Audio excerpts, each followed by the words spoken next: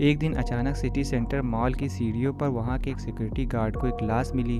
उस लाश को देखकर वह सिक्योरिटी गार्ड बहुत ही डर गया था। डर कर उसने तुरंत पुलिस को कॉल किया। वह बहुत डरा हुआ था और कॉल में ठीक से बात भी नहीं कर पा रहा था। उसने पुलिस से बोला, हेलो, आप यहाँ जल्दी आइए, यहाँ किसी का खून हुआ है, मेरे सामने एक लाश पड़ी हुई है। यह कहकर उसने तुरंत फ़ोन काट दिया और पास में रखे हुए एक चेयर पर बैठ गया। कुछ देर बाद वहाँ 2 पुलिस आई और उन्होंने लाश की छानबीन की। सबसे पहले उन्होंने जानने की कोशिश की कि वह व्यक्ति कौन था जिसकी लाश वहाँ पड़ी थी। उस व्यक्ति की टी-शर्ट से एक आईडी कार्ड मिला जिस पर उसका नाम लिखा हुआ था। उसका नाम माइक विलियम्स था, जो कि एक कंपनी का कर्मचारी था। इसके बाद पुलिस वालों ने माइक की कंपनी को फ़ोन लगाया और उसके परिवार वालों के डिटेल्स लिए। अब उन्हें जानना था कि माइक को किसने मारा है और यहाँ पर उसे कौन छोड़कर गया है।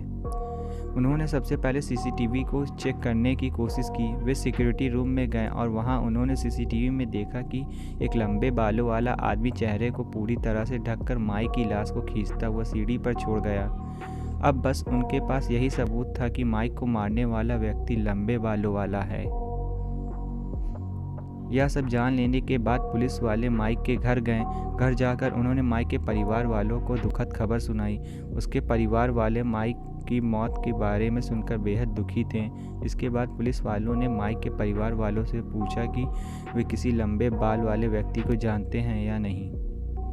अच्छी तरह से पूछताछ करने के बाद उन्हें ऐसा कोई भी व्यक्ति नहीं मिला जो लंबे बालों वाला हो। ऐसे में पुलिस वालों ने माइक के ऑफिस जाने के बारे में सोचा। फिर वे माइक के ऑफिस गए। वहाँ भी उन्हें ऐसा कोई व्यक्ति की जानकारी नहीं मिली जिसके बाल लंबे थे।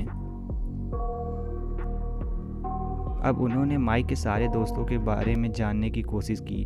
उन्होंने माइक के कलीग्स, उसके दोस्तों, रिश्तेदारों आदि सबसे पूछा, लेकिन उन्हें कुछ भी सुराग या जानकारी नहीं मिली। अब वे दुविधा में पड़ गए थे कि आगे की छानबीन कैसे करेंगे। ऐसे में उन्होंने सोचा कि वे लोग जगह जगह वार्निंग नोटिस लगाएंगे। उन्होंने जगह जगह नोटिस लगा दिया। नोटिस लगाने के कई दिन गुजरते गए लेकिन कोई खबर नहीं मिली।